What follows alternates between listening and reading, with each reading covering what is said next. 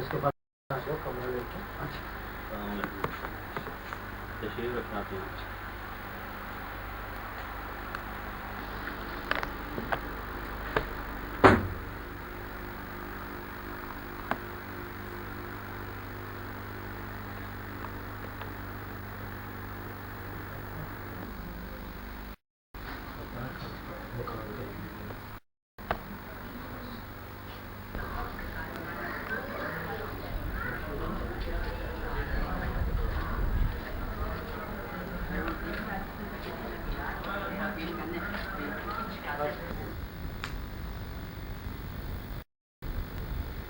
औज़ु बिल्लाहि मिनश्शैतानिर्रजीम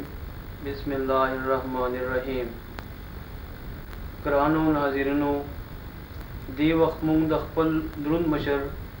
हाजी बख्तियार अहमद खान साहब सरा द मुलाकात पर गरज द दी खिदमत की हाजिर शुवी हूँ और द दी मुलाकात पर ज़रिया द दी द ژوند द मुख्तसर हालातुना तासु खबरवर गवाड़ो ज़का ची दुई ज़मूंग द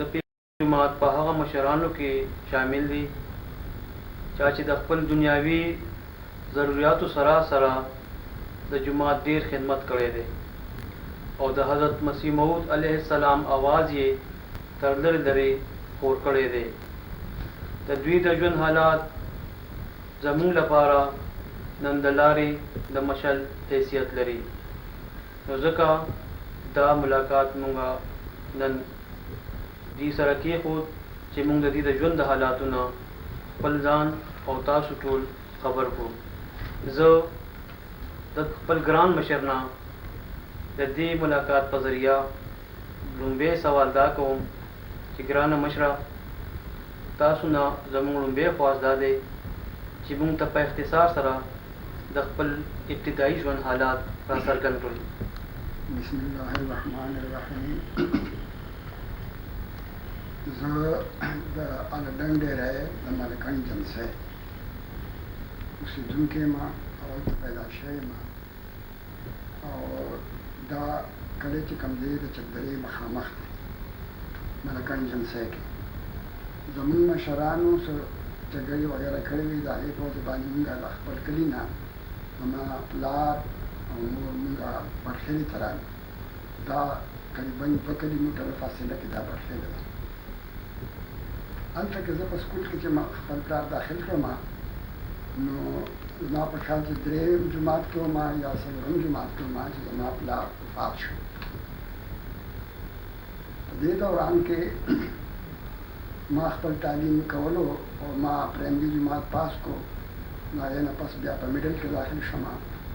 और द मिडिल नपस बिया पर हाई स्कूल के दाखिल शमा माँ दसम जुमात पास को दे दौरान के यह दिलचस्प वाक़ दासिदा जब पदरेम या सलरम जुमात के वो महा जब school head primary school head master ची कम वो अगर बदल शो बल्ला हेड मास्टर रानो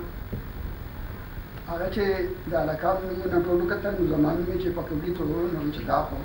स्तान बख्तियार निकले शवे यानी खाली बख्तियार तो खुदस्तार ख़ानदान पे जन्मा दा सर खान पकार दे यानी द बख्तियार पर बख्तियार खान पकार दे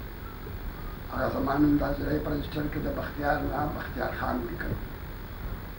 खैर दिन सरा अतम जुमाता पूरे जमादानी चली दर बख्तियार खान जुमा अतम पास को मिडिल स्कूल नमाज सर्टिफिकेट वागस तो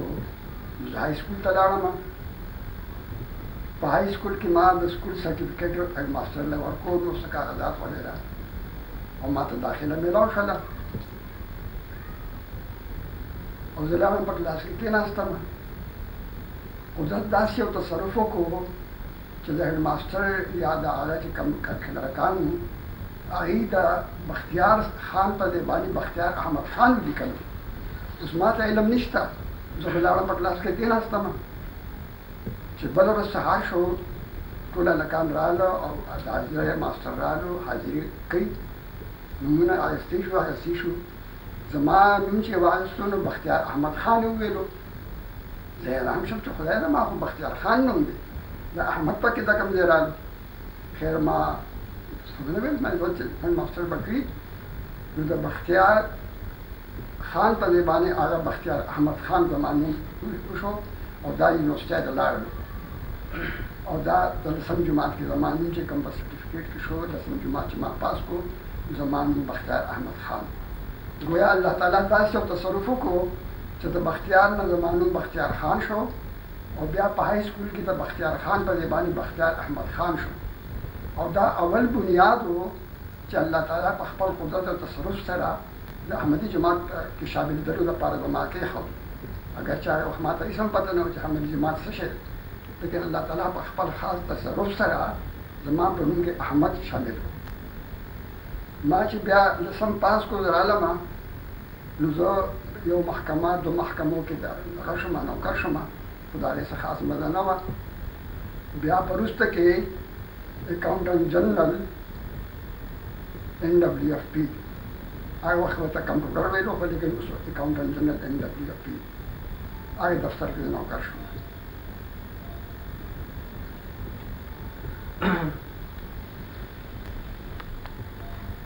تاسو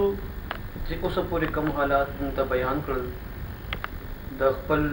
کلي متعلق او هغې نه پس د خپل تعلیم باره کې، او ډېر یو خوندوره خبره پکې دا چې ستاسو معاشي طور ستاسو په نوم کې احمد نو شامل، بلکې د سکول دوران کې د هیډ ماسټر یا د نورې عملې په ذریعه باندې ستاسو نوم کې احمد را شامل شو. د هغه وخت نه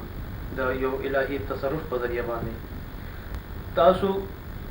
دې نه پس د ملازمت په سلسله کې څه کوششونه وکړل،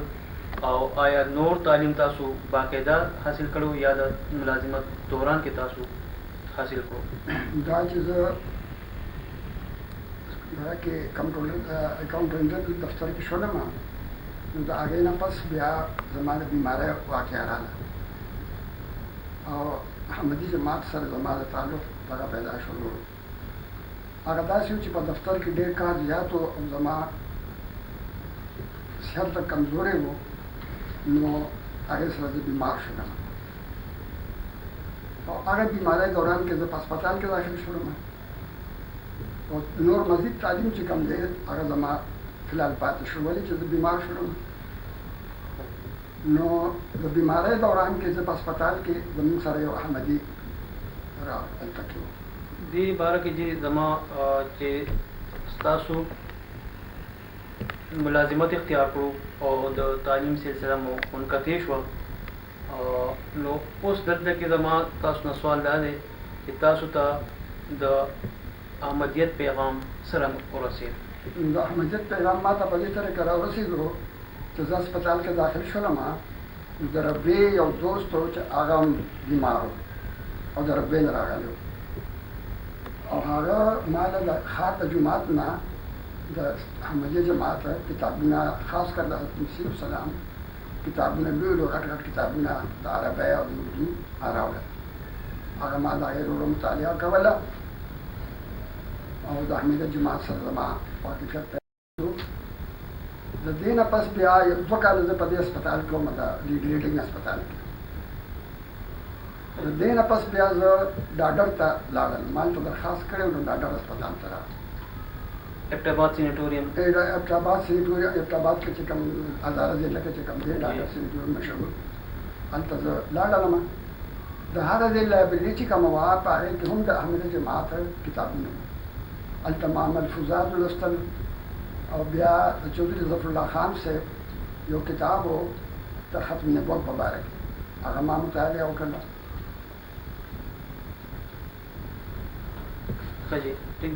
هغه ما مطالعه وکړله، نو احمدي جماعت ښه پوره واقفیت ما حاصل شو.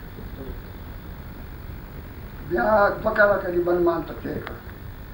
په دې دوران کې ما د څه چلته نه بهر نه پیسې راغلې، نو ما هغې کې د احمدي جماعت له چندم ورکړله. نو ما شوق و اگر چې زه احمدي شوی نه وم او نه مې بیعت کړی، خو ما د خپل رقم نه ما چنده ورکړله او د هغې نه علاوه به هم چې کله ما ته رقم رالو خپل موربي د طرف نه یا داسې ما به د هغې نه د خپل توفیق مطابق څه چنده ورکړله. د هغې نه پس زه د ډاکټر سینیټوریم همداسې رالم، یعنې جوړ شوی ټیک نه وم، خو هسې هغې ډاره کړلم او بس زه کور ته راتلم. بیا 1 کال زه په خپل کور کې په پېښور کې وم خپلې مور سره. او د مور سره ومه په دې دوران کې ما د پېښور د جماعت سره رابطه ساتله او د دسمبر میاشت راغله. په دې دوران کې ما د حج دپاره هم کوشش کولو، په زړه کې مې دا خواهش و چې زه حج ته لاړ شم، لیکن نه زما په صحت کې طاقت و نه پیسې وې، خو زما په زړه کې یو زبردسته اراده وه او خواهش و چې زه هلته لاړ شم او زما دعا خدای قبوله کړي، زما نه دا مصیبت او تکلیف نه لري. خیر په دې کې د دسمبر جلسه چې راغله نو هغې کې زما د نظره د حضرت مسیح السلام هغه زبردسته دعا، خاص خصوصي دعا چې ورته ویل شي، هغه د نظره تېره شوله چې په دې جلسه کې څوک شاملېږي نو الله تعالی به په هغې باندې خپل خاص فضلونه کوي او د هغې مصیبتونه به لرې کړي او د هغې د ژوند مرادونه به حاصل شي. ډېر مکمله جامعه دعا ده، هغه دوستانو ته به د هغې علم وي. هغه دعا چې ما ولوستل نو ما چې دا خو زما لپاره ډېر زبردست هغه دی، که حج ته زه نشم تللی، لرې دی او د هغې زرګونه میله لرې ده او د هغې ډېره خرجات دي او زما صحت هم نشم ډېره بېله خو زه تللی شم. خیر ما د هغې لپاره د تللو کوشش شروع کړو. تاسو دا یاد دی چې دا کم کالو دا اوس چې زه جلسې زه تاسو ته د دې آخري خیمه میاد خیمه خیر د جلسې له روان شوم. 1957 دا جلسه وه چې جلسې له روان شوم نو والدې صاحبې ته ما صرف دا وویل چې زه ناب متصلونه ذکر ونه کړو چې احمدي جماعت ته یا ربدا یا سیدیس نه، هغې ته مې صرف دا وویل چې په پنجاب کې یو ډېر مشهور بزرګ سړی دی، د هغه دعاګانې قبلېږي او زه هغه ځم چې خدای تعالی په ما باندې رحم وکړي، زما دا بیماري خدای تکلیفونه لري. هغې بچیا ته خو د کټه خوځېدی نه شي او مونږ په لاس دی کې او ته به دا لوی سفر څنګه کړي او په دارې مړ شي او ما ته به څه پته لګي او دا خو ګرانه خبره ده، دا نه شي کېدی. خیر ته ما هم زه در راواغېستو، ما چې هر څه چې کېږي خو زه بس ځمه او دا زما له اجازت راکړه. خیر هغې زما هغه خبره ومنله او زه هغې د دسمبر د جلسې د تاریخونه یو دور دی وړاندې زه یې په ټنګه کې واچولم او سټېشن ته د پېښور کیمپ سټېشن کې کوم ځای ته بوتلم او په ډېر تکلیف سره هغه چوت دغه ته وخېجولم. تاسو سره د پېښور جومات څوک ملګري وو په دې کې؟ نه هېڅوک هم نه و او هغه مور مې هم جړېدله او زه هم جړېدلم. مور مې وي چې دا بچی زما نه سره روان دي او په لارې به مړ شي، دی خو دغه تلو راتلو نه دي او ما ته به څه پته لګي. او دواړو جړېدلو په دې جړا کې مونږ زه هغې رخصت کړلم او ګاډي روان شو. زه ربې ته ورسېدم. چې زه ربې ته ورسېدم څه په ډېر تکلیفونو او مصیبتونو باندې مامن خانې ته لاړم او بیا هغه ورځ دوه تېرې شولې او بیا جلسې ته لاړم. په هغه ورځو کې چراغدین صاحب مولوي چراغدین صاحب مرحوم چې کوم و هغه ما د 10 کرسۍ ټکټ کړی، زه لاړم په کرسۍ باندې په ډېر تکلیف باندې کېناستم. مختصر خبره دا چې هغه درې ورځې جلسې تېرې شولې او د هغې جلسې په اختتام باندې ماله الله تعالی کامله شفا راکړه. نه مخطبه وه نه ټوخی و، هېڅ هم نه وه، ټوله کمزورتیا هر څه سره زما خدای لرې کړل. لکه څرنګه چې یو خیرنه جامه په صابون باندې ښه ومږي او ښه جب صفا سوترېږي، دغه شان به موجود الله تعالی دغه ټول بیمارو تکلیفونه ټوخي نه او تبې نه هر څه نه ختم کړو. په ما په وجود کې داسې زبردست طاقت او قوت رالو چې زما منډې به وهلې، اول خو زه تللی نه شوم، بیا ما منډې وهلې، په غره باندې وختلم او یو خوا بل خوا ټوله ربه مې چام کړله او په ربه کې ښه وګرځېدم راوګرځېدم او ټیک ټاک شوم. د هغې نه پس زه خپل کور ته رالم. چې زه کور ته رالم نو ما بستره په کور کې مې په هغه وخت کې مور بیبي چې زما وه نو هغه بهر ته چته تللې وه، ما خپله بستره لوټه موټه کېښوله او زه په مور پسې په ګاونډ کې په اچم ګاونډ کې لاړم چې یاره مور پیدا کړم. زه په یو کوڅه لاړم او مور مې په بله کوڅه راله. هغې چې وکته کور ته چې رالی چې بستره پرته ده او سړی نشته، بس هغې چې زه چېرته لارې باندې مړ شوی دی او دا سامان چا کور ته راوړی دی. هغه حیران او پریشانه کېناسته. په دې کې یو ساعت پس زه رالم چې وکته ما ډېره خوشحاله شوه، راته غاړه وتله او ډېره خوشحالي شو. ما ته یې بچې چللی مې دغه شانتې زه الله تعالی فضل وکړو او زه جوړ شوم. ستاسو د بیمارۍ په دې واقع چې یو اعجازي رنګ کې الله تعالی تاسو ته شفا درکړه او د تحقیق په باره کې تاسو تللی وئ ربوې ته او هغه تاسو د پر الله تعالی د شفاعت باعث وګرځوله نو د ودونه اجازي نه خاني نه پس تاسو بیت باقاعده کلو کو بیا بیعت ما هم پای جلسه کې بیعت وکړو دا یعنی مولوی چراغدین صاحب چونکې سره څه واقعیت هغه سره وو بیا دې ورځ د لیک ایثار شمال په حضرت صاحب په لاس باندې ما باقاعده دستي بیعت وکړو د خلیفۃ المسیح ثانی رضی الله تعالی عنہ په لاس باندې ما دستي بیعت وکړو بیا واپس راغلم په دې دوران کې ما بیا د مور سره پوره ذکر وکړو چې دا شانتي احمدي جماعت ته دا تعارف مې د احمدي جماعت پر مور ته وکړو اول په پتلو کې خو ما ورته څه نه ویل خالد دا مې ویلي چې په پنجاب کې یو بزرګ دی او د هغه ځواک دا مې ذکر کړ نور هېڅ مې ذکر نه د واپسي باندې بیا ما د هغې سره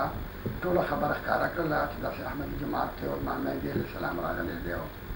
دا د ربوټې جلسه وه او دا ټول واقعاتو ته ما بیان کړو نو هغه یو پوټې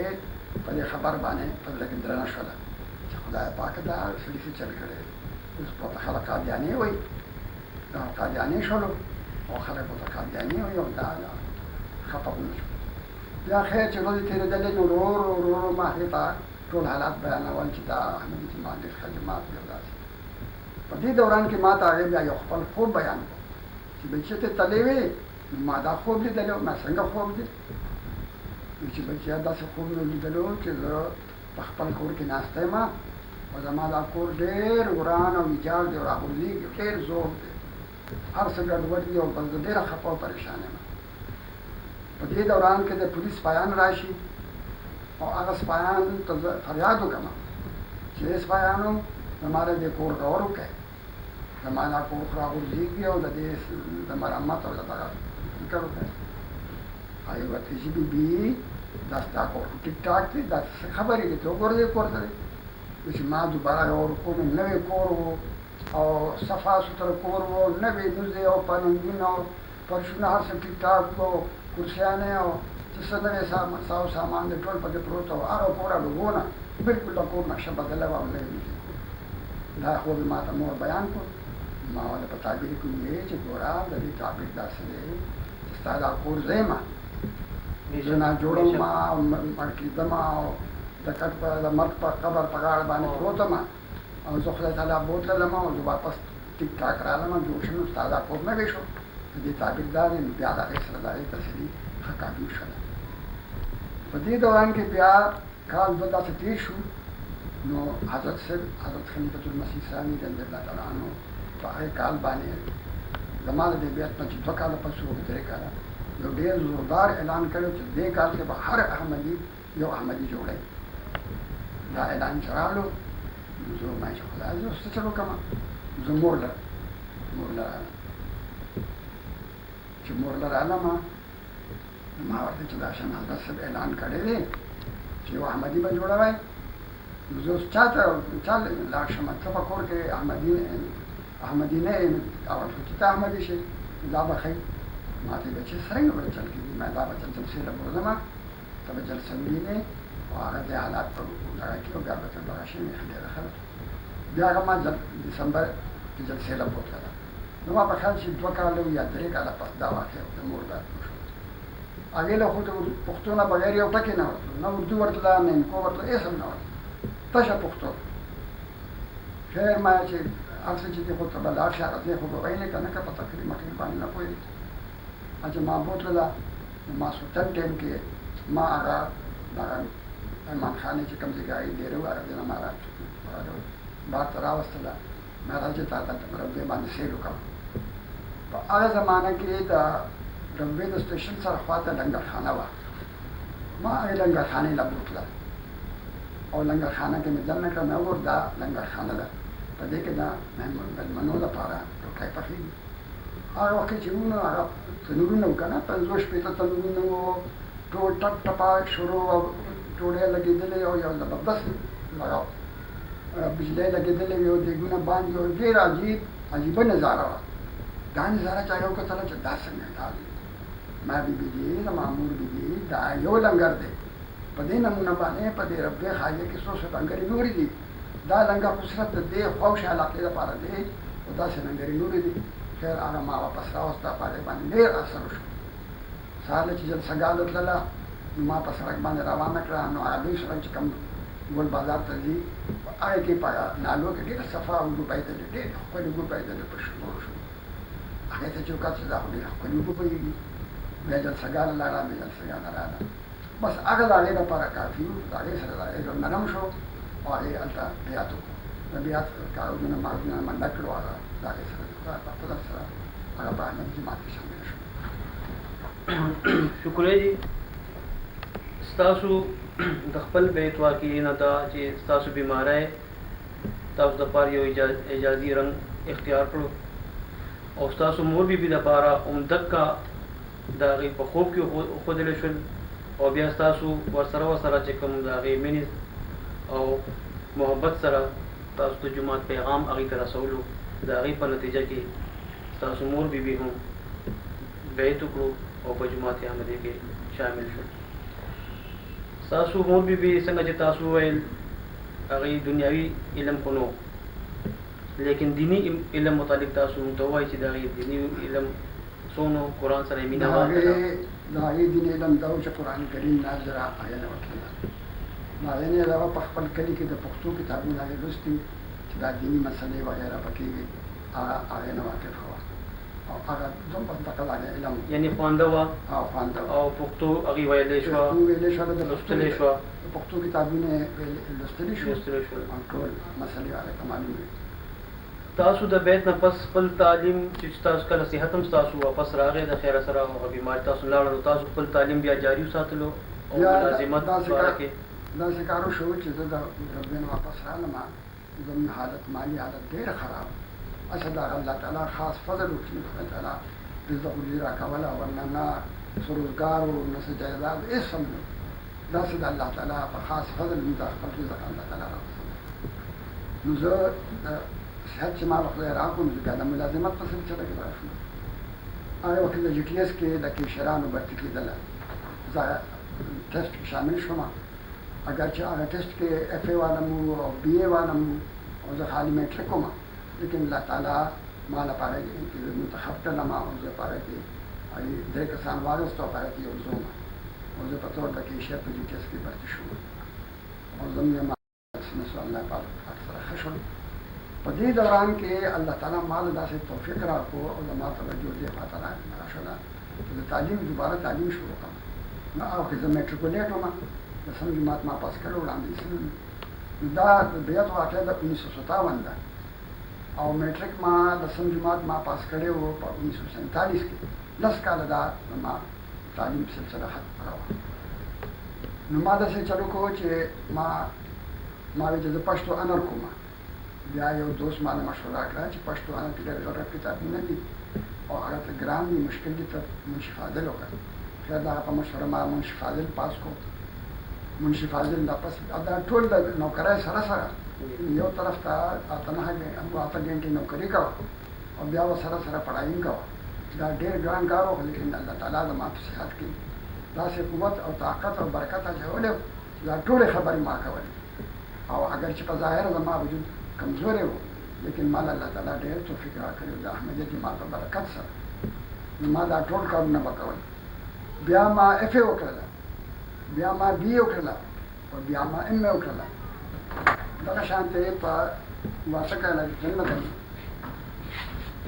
دا ټول تعلیمات تعلیمونه چې ما وکړل. بیا د هغې نه پس د جي ټي ایس نه موږ بینک ته راغلو. بینک او د جي ټي ایس سمجوتو شوله او زه په بینک ته رالم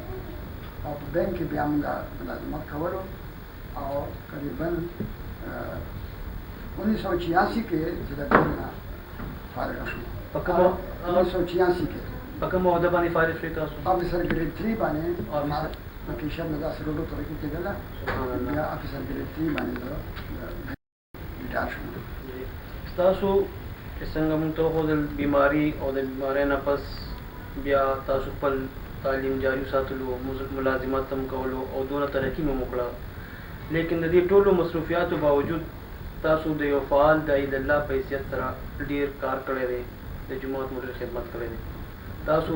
د وخت تقسیم څرنګه کړی و او دیني کارونو ته به مو څنګه وخت وباسلو؟ دې کې شی دا دی چې په دې دوران کې د تعلیم سره سره یو بله واقعه تاسو ته بیان کړم. هغه ډېره دلچسپه واقعه ده.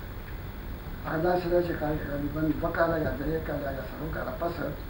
ما یو خوری و او هغه به ما لا پېښور ته راتلو، څو ورځې به ما پکې یو دا کلي ته لاړ. هغه لسم جومات پاس کړو. چې لسم جومات یې پاس کړو نو هغه پېښور ته راغلو. بیا د کلي نه پسې جواب راغلو چې راځه ته په ټیکري جنګ په دفتر کې تا د نوکرۍ بندوبست شوی. هغه کلي ته چې لاړلو اچانک د هغه په سر کې درد پیدا شو. داسې درد پیدا شو چې بالکل هغه دفتر ته کار نه شو کولی. درد یې و، چکر یې پرې راتللی و، ډېر پریشانه. څو ورځې دارو درمل یې ډېر وکړل چې دا سر درد شي ټیک شي، لیکن هغه درد نه ټیکېدو. مور ورته وویل چې لاړ شه بچیا پېښور ته ماما له، چې هلته ستاسو د دې دارو درمل وشي. هغه ما له راغلو چې ماما جي راشن زما د نوکرۍ اډر شوی دی او دفتر والا ما ته بار بار اطلاع راکوي چې ته راشه خپل نوکرۍ لکه نن به دې اډر کینسل کړو. ولې چې ته ناجوړی او ته نه راځې ومړوې نوکري ده ستا، نو تا خو موږ نه شو کولی. موږ به ستا اډر کینسل کړو که ته رانغلې او زما اډر کینسل کېږي او زه به څه چل وکړم. زه خو سر مې سخت خوږېږي او درد کوي او زه دفتر نوکري کار نه شم کولی. نو واقعي بچیا داسې شی دی چې زه پخپله داسې په یو سخت بیمارۍ کې ګرفتار وم. او الله تعالی د احمدي جماعت په برکت ماله شفا راکړله. د احمدي شاه نو خدای پاک به تعالی هم شفا درکړي. او دا خو د دارو درملو کار نه دی. تا څومره دارو کړ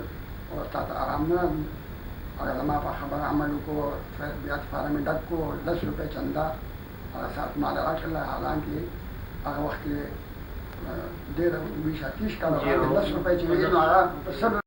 زیاتې 100 روپو برابر وي یا د 200 روپو بلې چې ارزاني وه. 50-60 روپۍ 80-90 روپۍ به د کلرک تنخواه وه او پیسې ډېر قیمت لرلو. نو هغه 10 روپۍ ما له راکړلې چې آینده لپاره د 10 روپۍ معاش په تاله درکوم.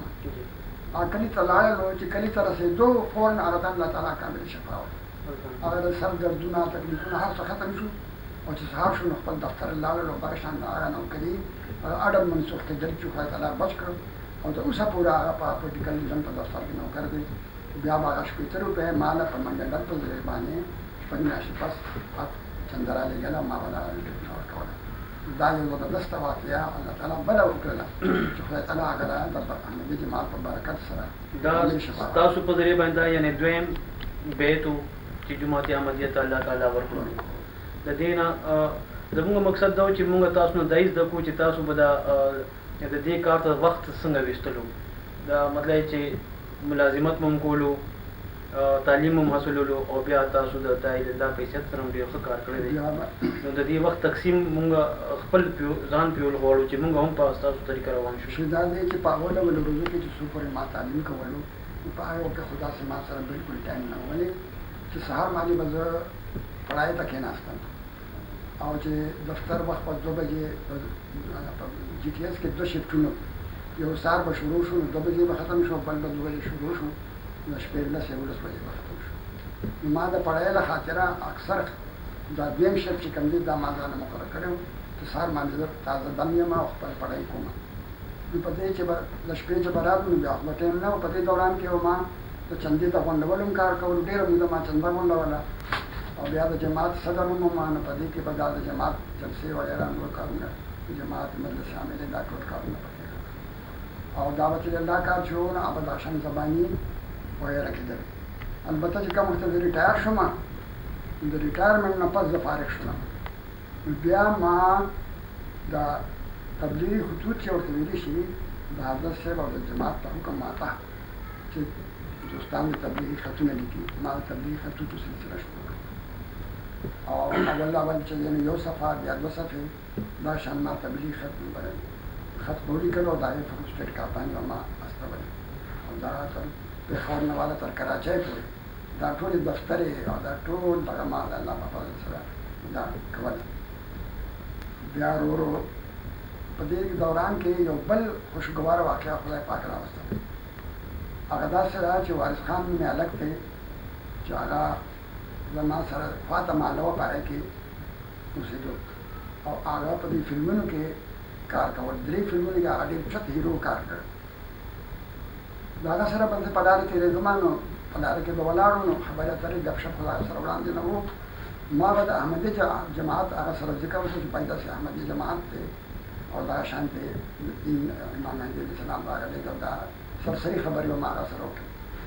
او ته مهرباني وکړه په دې وخت کې د احمدي جماعت تبلیغ کېږي په ټوله دنیا او هغه کې د پیسو لپاره ډېر ستونزه ده خو ښه سړی څه نه سم پیسې راکړه چې ستا د طرف نه چنده ادا شي هغه احمدي نه و او ما له 10 روپۍ راکړلې هغه وخت کې هم 10 روپۍ ډېر شوي ما به هغه 10 روپۍ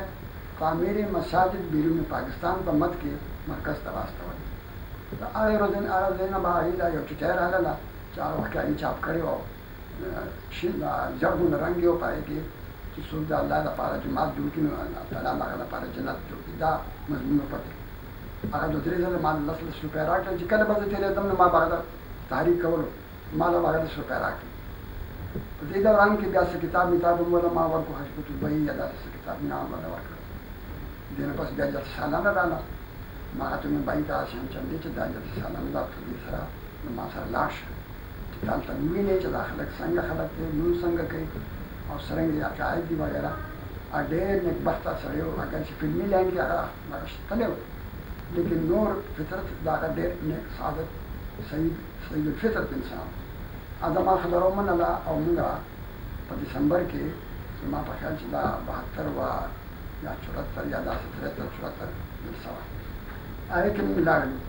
او ډېر نیک سړی و هغه چې کوم وخت ما په پکې وګرځېدو راوګرځېدو بیا بهشتي مقبرې ته ما بوتلو دا د بهشتي مقبره چې مثلا چې دی کې څوک ډېره قربانۍ کوي او 1/10 نه 1/3 د دې دوران منځ کې څوک قربانۍ کوي نو هغې په دې دفن کېږي هغه د الله په نوم بهشتیان او جنتیان دا د سترګو نه اوښکې روانې شوې بیا داسې الله تعالی فضل وکړو چې هغه هلته تصدیق بیعت وکړو هغه هم په احمدي جماعت کې شامل شو د هغې نه پس هغه راغلو او ډېر خوبونه او کشفي نظارې الله تعالی هغه ته وښولې اوس یو ډېر زبردست مخلص احمدي دی ټول دوستان د هغه نه واقف دي د هغه نه تاسو بیله هم انټرویو اخیستی شئ او د هغه د احمدي په قبولیت ستاسو په ذریعه دغه رنګې د فلمي دنیا یو غړی چې هغه یو لحاظ سره د دین نه ډېر لرې لاړو د ستاسو د تبلیغ په ذریعه باندې او د ذاتي کوششونو په ذریعه باندې هغه واپس په دین کې را داخل شو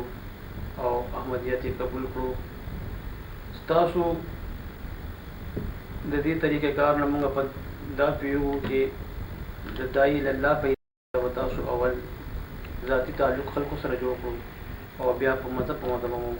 هغه جومات ته رانږدې کولو د خپلو کوششونو په ذریعه باندې موږ ستاسو ډېره شکریه ادا کوو چې تاسو موږ له وخت راکړو او موږ ته مو دا ډېرې ښکلې ښکلې خبرې د خپل ژوند او د حالات را وړاندې کړل چې موږ دپاره دا ډېر اهم او د راتلونکي نسل لپاره ډېر زیات ضروري و موږ ستاسو یو ځل بیا شکریه ادا کوو په اخره کې یو خبره تاسو جی هغه دا دی چې دا تبلیغي خطوط چې کوم دي نو د دې تاسو ته د فایدې عرض کوم دا زه په دې وجه باندې دې ته ډېر زیات اهمیت ورکوم چې په قرآن کریم کې راغلي دي واذا الصحف نشرت چې صحیفې به نشر کېږي دغه شانتې سوره المرسلات کې هم راغلي دي چې یعنې د هواګانو یا د مبلغینو د لېږلو ذکر دی هغې کې نو هغې کې د مبلغ نه علاوه تبلیغ ختم کېدی شي سړی چاته استوي او د هغې په ذریعه هغه ته تبلیغ کېږي او دا شان د رسول کریم صلی الله علیه وسلم اسوه حسنه هم ده چې هغه بادشاهانو ته خطونه لیږلي دغه شان د حضرت مسیح السلام هم اسوه حسنه ده چې هغه په خپل وخت کې ډېر خلکو ته خطونه لیږلي نو دا تبلیغي خطوط چې کوم دي دا یو داسې ذریعه ده سړی په ناسته باندې په زرګونو خلکو ته پیغام رسولی شي او په دې وخت کې د چاپې او د پرس او د دغه زمانه ده نو د دې ټولو نه فیصل چوتول پکار دي داسې خو موږ یو سړي ته یا 2 یا 3 کسانو ته تبلیغ کولی شو لیکن د دې په ځای باندې موږ په زرګونو او په لکونو باندې خلکو ته تبلیغ کولی د دې نه پکار دي دوستان د دې نه تدریس وکړي او دا چې احمدي جماعت تعارف یو مختصر غونډه وایي او هغه دوستانو ته تبلیغي خطوط په ځای باندې جزاک الله جی ډېره مهرباني ستاسو دا رښتینې خبره هم ډېره اهمه ده او موږ له پکار دي انشاءالله موږ کوشش کوو چې ستاسو لپاره